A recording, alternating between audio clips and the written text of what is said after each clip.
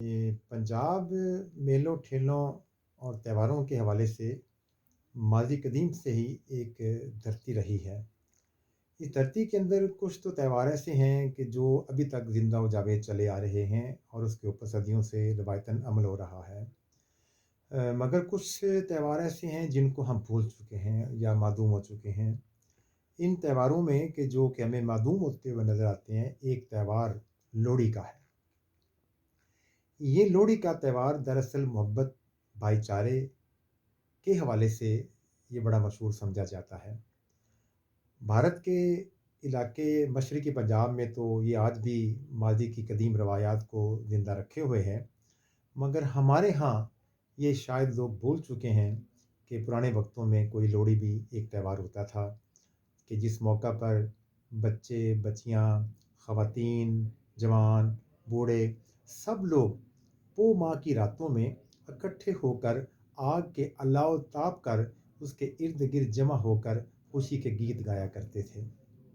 और उसमें मीठी चीज़ें, कोई जलेबी, कोई मरूंडा, कोई बर्फ़ी, कोई लड्डू या इस तरह की देसी जो चीज़ें खाने-पीने की होती थीं, वो तक़सीम किया करते थे। तो ये त्योहार जो है, ये हमें देखना है कि क्या ये मौसमी त्योहार है या कि इसका कोई तारीख़ी पस मंज़र भी है। हम अगर पंजाब की मेलों-ठेलों और त्योहारों की तारीख़ का जायज़ा लें, तो लोहड़ी का जो त्योहार है, इसका एक ख़ास पस मंज़र और इसके पीछे एक कहानी है। वो कहानी पंजाब के जर्री और बहादुर किरदार जो दुल्ला भट्टी है, उससे मंसूब है। वो कहानी क्या है कि पिंडी भटियां के करीबी गांव कोट नक्का के अंदर एक हिंदू मूलचंद छोटा सा दुकानदार था। उसकी एक खूबरूप बेटी थी, सुंदर मुंदरिये। तो वहाँ का एक मुसलमान ज़िम्मेदार जो बदकुमाश था और बुरी खसलतों का मालिक था, वो उस लड़की सुंदर मुंदरिये के ऊपर वो फ़रेफ्ता हुआ और ख्वाहिश ज़ाहिर की कि जो उसका बाप मूलचंद है, वो उसके साथ उसको ब्याह दे।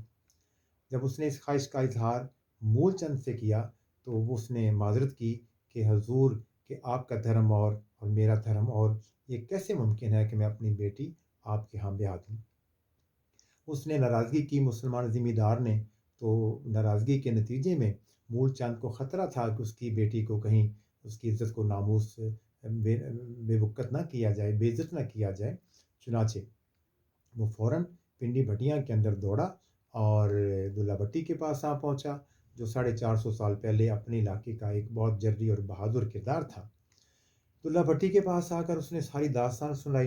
दुल्ला भट्टी ने कहा कि उसे कहो जाकर कि तुम अब मेरी बेटी के लिए बारात लेकर आ जाओ फलां दिन।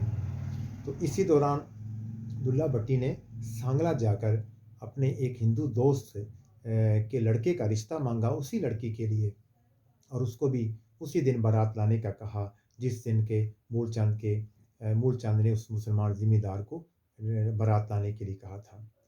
चुनांचे दोनों बारातें एक ही वक़्त में पहुँची और दोनों जब पहुँचे तो दुल्ला भट्टी भी वहाँ मौजूद था। उसने अपनी मौजूदगी में सांगले से आने वाली बारात जो थी हिंदू लड़के की, उसके साथ सुंदर मुंदरिये की शादी भी करवाई। और इसी मौका पर जो वो मुसलमान ज़िम्मेदार था, जो कि नाजायज़ तौर पर सुंदर मुंदरिये के साथ अपनी शादी रचाना चाहता था, उसके खिलाफ खूब सरज़निश की और उसकी छितरोड़ की, उसको खूब मारा-पीटा और उसे मजबूर किया कि वो ये कहे कि सुंदर मुंदरी मेरी बेटी है। चुनांचे इस हिंदू लड़की की इज़्ज़त बचाने की खातिर उस वक़्त से ये गीत मशहूर हो गया कि सुंदर मुंदरिये तेरा कौन बेचारा, दुल्ला भट्टी वाला दुल्हे दी भी आई, बोझे शक्कर पाई। तो ये साथ-साथ त्योहार भी वजूद में आ गया, क्योंकि ये सर्दियों के दिन थे और खुशी का इज़हार किया गया कि एक रवादारी के हवाले से, मोहब्बत के हवाले से, भाईचारे के हवाले से, कि दुल्ला भट्टी ने एक दूसरे मज़हब की लड़की की जान जो है और इज़्ज़त को महफूज़ किया। तो यूँ हम देखते हैं, हमें भी याद है कि हम बचपन में ये मोम माई के हवाले से मीठी चीज़ों को इकट्ठा करते थे, लकड़ियाँ जलाते थे, उस अलाव के इर्द-गिर्द फिर हम सब अपनी चीज़ों को इकट्ठा करके फिर आपस में खाते थे। तो ये त्योहार दरअसल मोहब्बत, भाईचारे की अलामत होते हैं, इसको हम भूल चुके हैं। लेकिन आज का दिन जो है, یہ پوہ کی آخری تاریخ یہ اسی روز یہ تہوار منایا جاتا ہے، اور آج اسی والے سے لوہڑی کا تہوار مشرقی پنجاب انڈیا کے اندر اور اس پنجاب پاکستان کے اندر بھی منایا جا رہا ہے۔